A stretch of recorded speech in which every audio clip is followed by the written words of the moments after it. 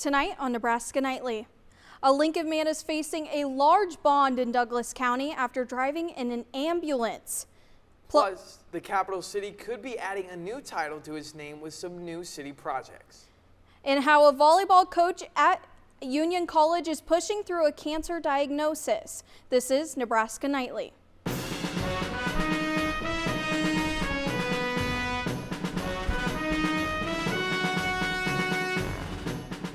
Live from the Don and Lorena Meyer studio at the University of Nebraska-Lincoln College of Journalism and Mass Communications, this is Nebraska Nightly.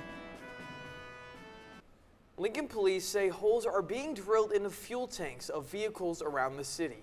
And it appears to be an attempt to steal gas. That's our top story tonight on Nebraska Nightly. I'm Macy Newmeister. And I'm Nathan Hawkins. On Tuesday around 5:30 p.m., officers were called to 24th Street between Holdridge and Potter Streets. The victim said they found a hole in the fuel tank of their truck that was likely done overnight. This is not the first time this has happened. It is the 13th time in the last 6 days, since September 12th. A total of 14 cases have been reported. Various parts of town and types of vehicles have been targeted. LPD also says victim describes either smelling gas or near their vehicle, or getting into their vehicle and noticing the fuel in their tank is lower. This is an ongoing investigation. If you have information on these crimes, contact Lincoln Crime Stoppers. It finally feels like fall outside, and Nebraska Nightly's meteorologist Logan Schlotman has the latest on this long fall break weekend ahead. Logan? We're going to talk about the fall break weekend just a little later, but what I want to talk about right now is these northerly winds as we blowing down from the north. We're going to be seeing a heavy wind warning, which consists of 2 requirements. It's optional for each one.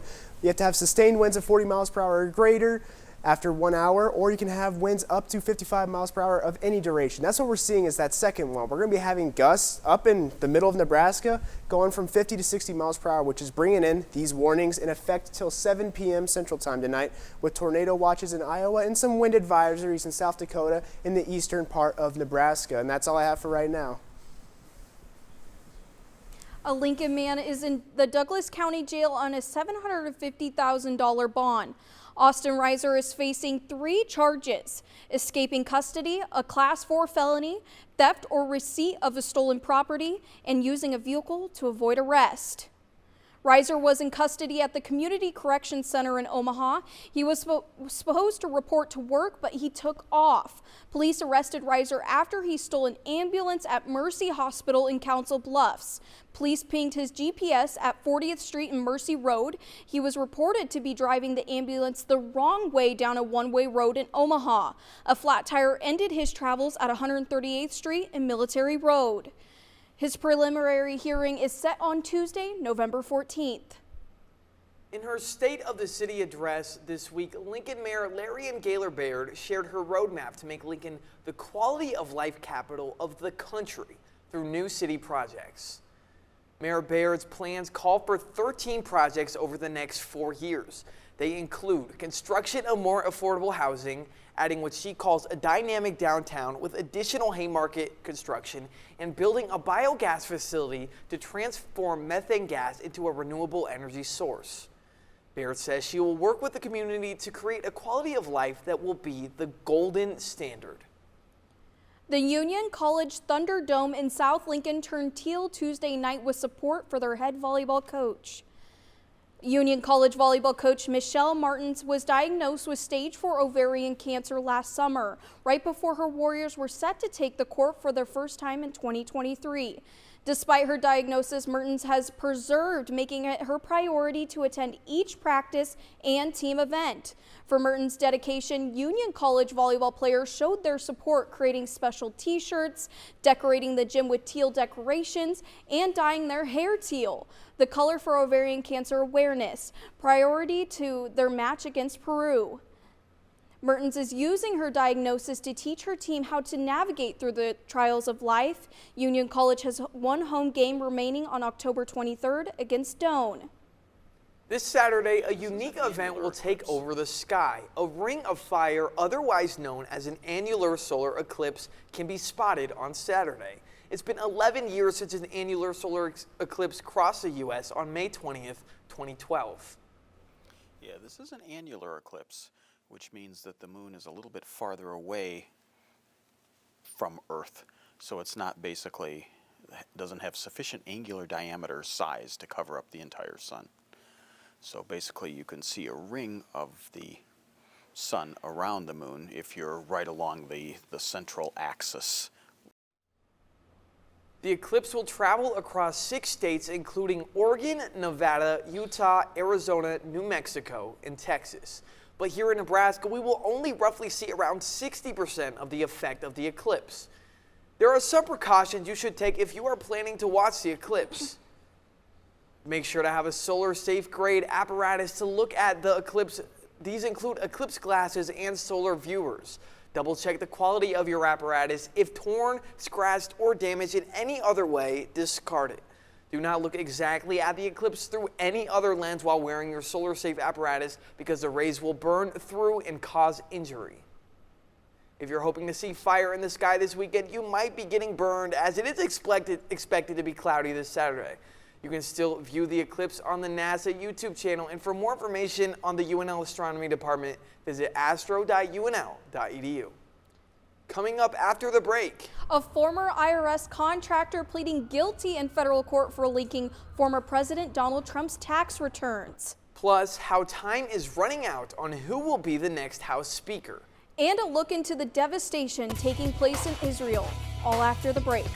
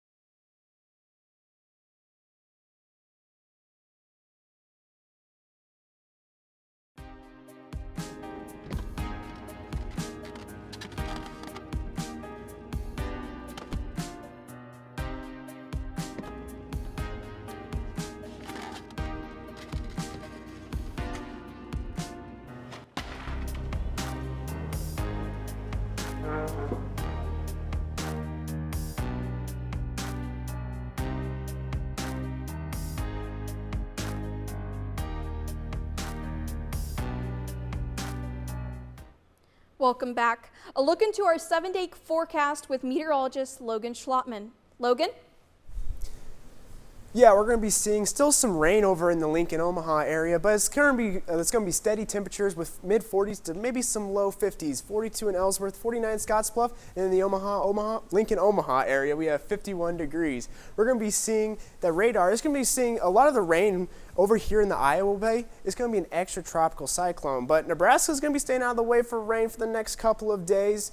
But we're going to be still seeing that extratropical cyclone with that cold front still bringing it up. It's going to be bringing that inflow boundary. It's going to be powering all this rain that's going to be pushing throughout the Great Lakes area. But it's going to be bringing in also some high pressures that's going to make Nebraska, it's going to make it very dry and very fair weather for the next couple days, which you'll see on Monday and Tuesday. It's still going to push this cold front even further, all the way almost to the west coast as it does in the next 2 days with a little bit of an included front with the low pressure. But as you see here, we haven't had any rain here for those 48 hours. We're going to be seeing that continue on for the next couple days, while our highs, we're going to be starting pretty low for your fall break with 53s on Saturday, Sunday, before we finally increase a little bit all the way up to 67 on Tuesday, 68 on Wednesday when we get back to school. But then we're going to crash a little bit. We're going to be seeing some cool air fronts come in and cool Nebraska, bringing it up to 52 on Friday. Our rain chances, like I said earlier, we're going to be staying a little bit on the lower end, hopefully from Friday of 40%, down from Monday at 0%, Tuesday 0% as well. So enjoy your spring break while you can, because I for sure will. As we finally get back from school, we're going to be seeing 30 and 20% on your Wednesday and Thursday.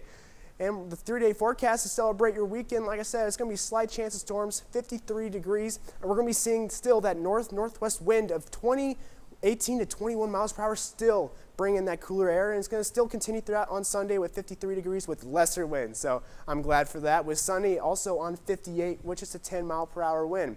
And for tonight's forecast, it is going to be 44 degrees with a still chance of showers, almost 20%, but still breezy with 21 to 25 mile per hour winds coming in from the northwest. But your 4 to 1 a.m. Forecast is going to be 50 degrees all the way down to 46. We didn't have a lot of sun hit the atmosphere earlier today, so that's why the temperatures did not really fluctuate that much, and why we're still be seeing those temperatures throughout the next couple of days. And looking at your week ahead, it's still going to be, like I said earlier, still rainy for maybe your weekend, but your spring break should be pretty nice with 58 and 67 with just sunny and maybe frost on Tuesday, but not totally sure about that yet. With Wednesday, Thursday, and Friday bringing some chances of rain with higher temps, though, with 68 down to 52 on Friday. And that's all I have for the main weather. Back to the desk.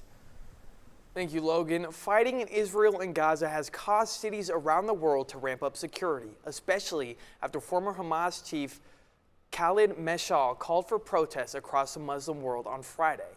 In France, 10,000 police officers are protecting Jewish sites, and the country's interior minister announced France is banning all pro-Palestinian protests in the country. In the U.S., officials are warning every threat will be taken seriously.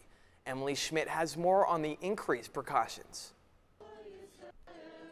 Thousands of miles from the violence gripping Israel and Gaza, grief is still heard in New York. We cannot hold back our grief for the suffering of other human beings.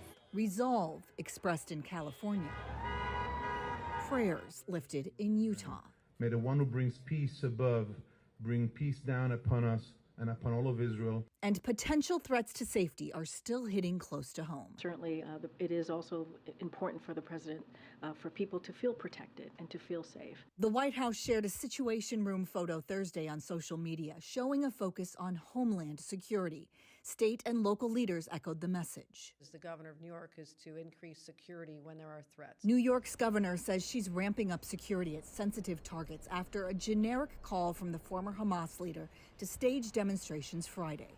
The New York Police Department has ordered all officers to show up in uniform, according to an internal document obtained by CNN. So, there will be intensive patrols at houses of worship, including synagogues and mosques. New York's Columbia University closed its Morningside Heights campus to the public Thursday, ahead of anticipated demonstrations. I'm Emily Schmidt reporting.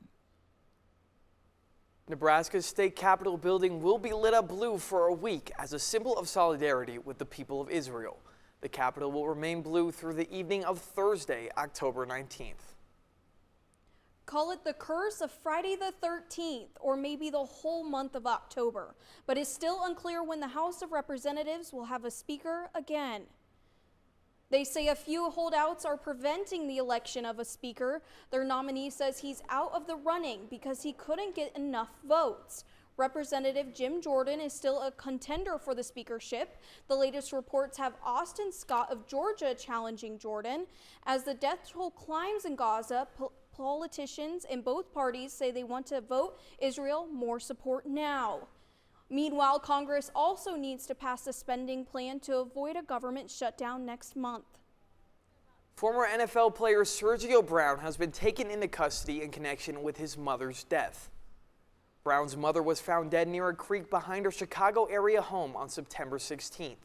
A law enforcement source says after Brown fled to Mexico, he was picked up and deported back to the U.S. on Tuesday and taken into custody near San Diego, California.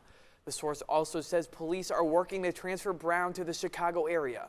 Mexican authorities have reportedly known his whereabouts since at least September 19th, but were waiting for an arrest warrant before they deported him. The medical examiner's office says she died from injuries related to an assault, and the manner of death was ruled a homicide. The former IRS contractor accused of leaking former President Donald Trump's tax returns has pled guilty in federal court.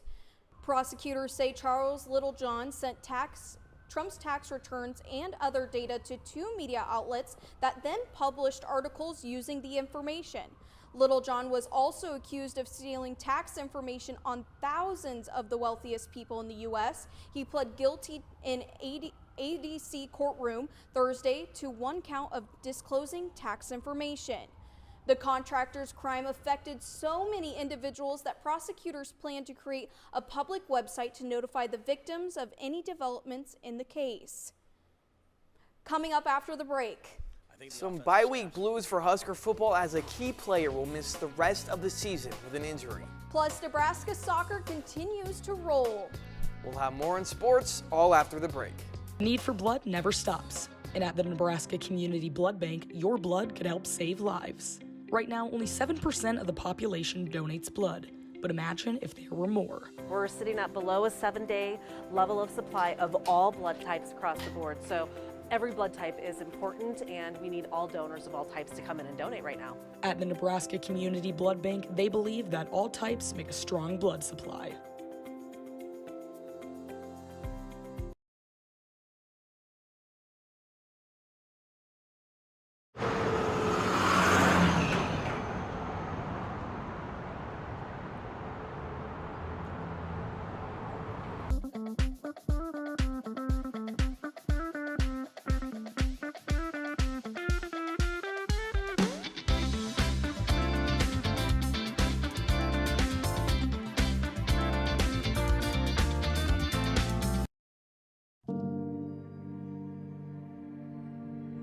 Don't let it happen to other Big Ten schools.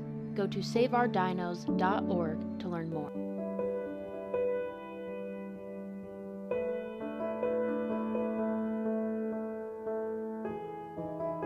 Of the 40 million tons of plastic waste generated in the U.S. in 2021, only 5%, or 2 million tons, was recycled.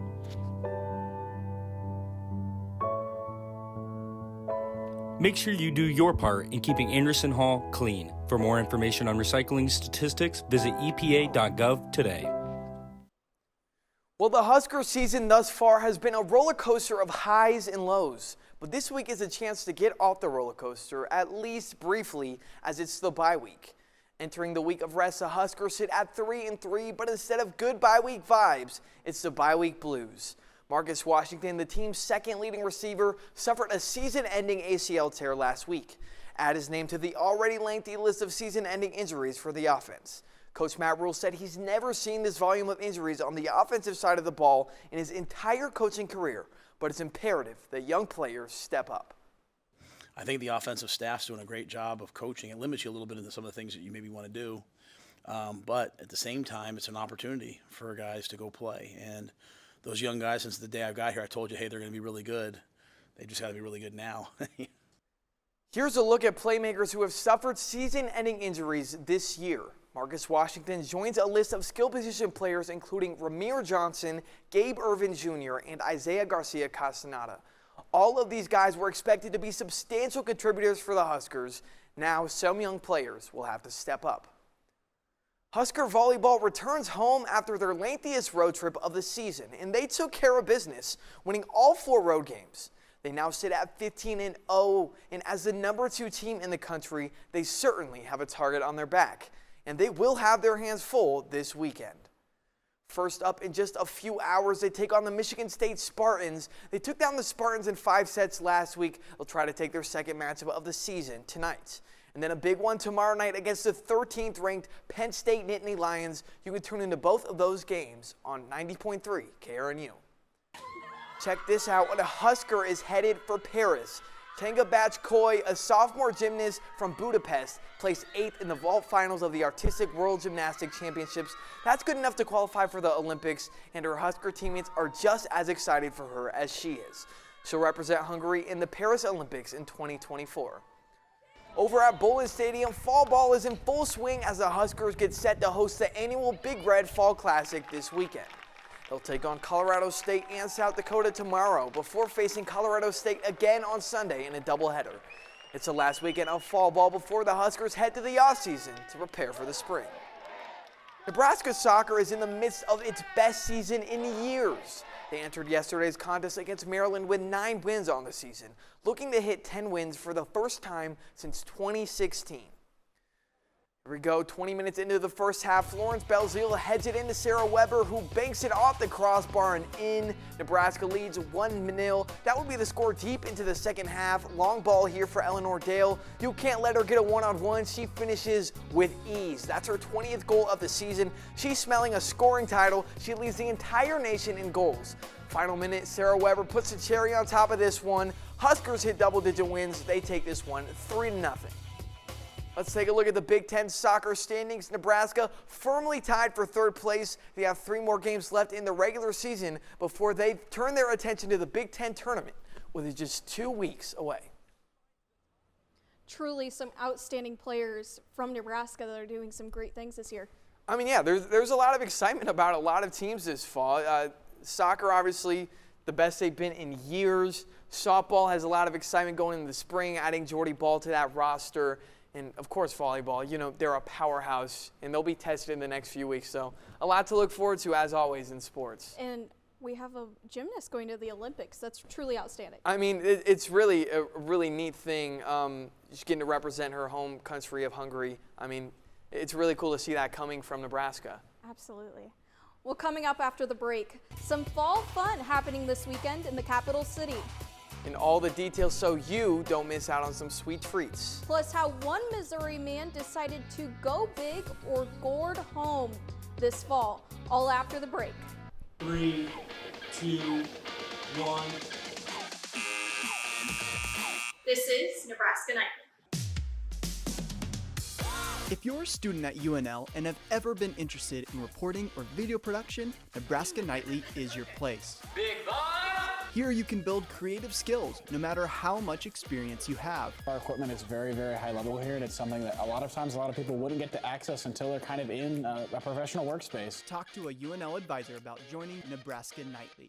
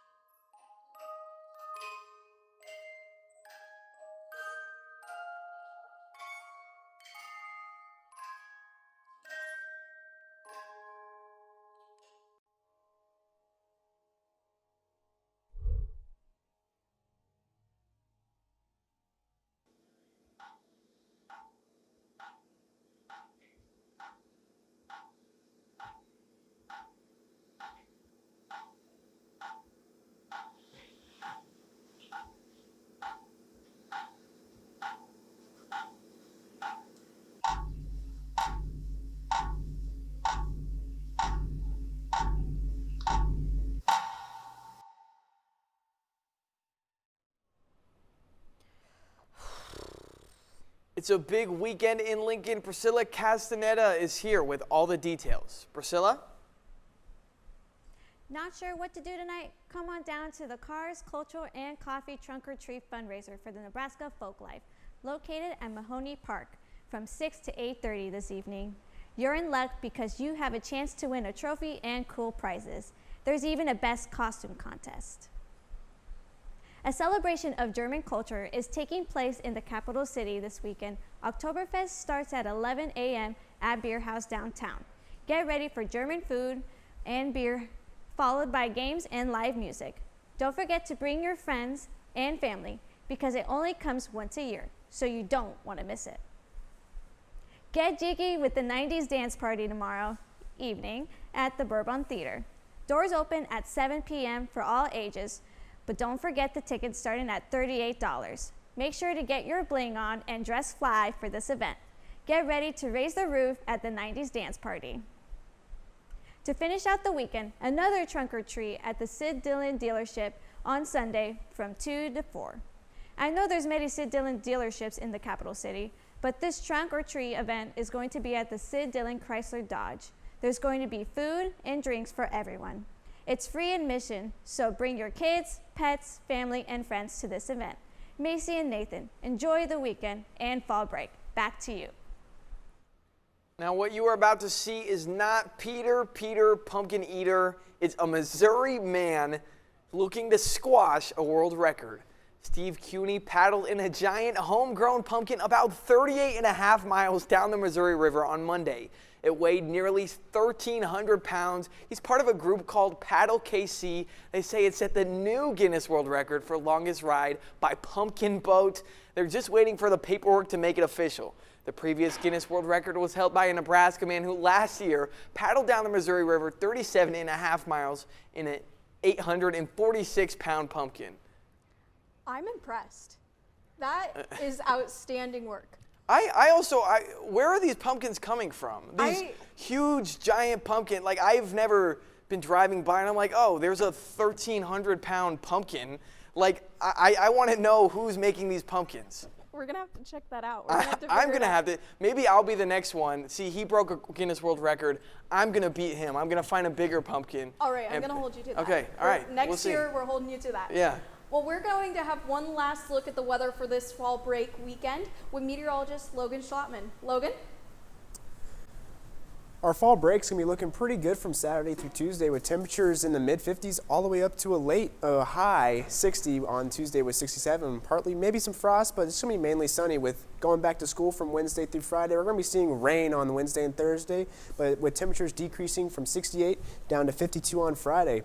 You know, I just wish they mixed it up a little bit, gave us the mid-60s on Monday and Tuesday, then maybe pushed back the 50s on the Wednesday through Friday. I think I'm enjoying the cooler weather, so I'm okay if it sticks around. Yeah, I like the hoodie part too, but you know, I would like to celebrate my fall break with some better weather to be outside with. Absolutely. Well, Nebraska Nightly is a production of the University of Nebraska's College of Journalism and Mass Communications. We are off now until next Friday at 4:30. Have a great weekend and a great week.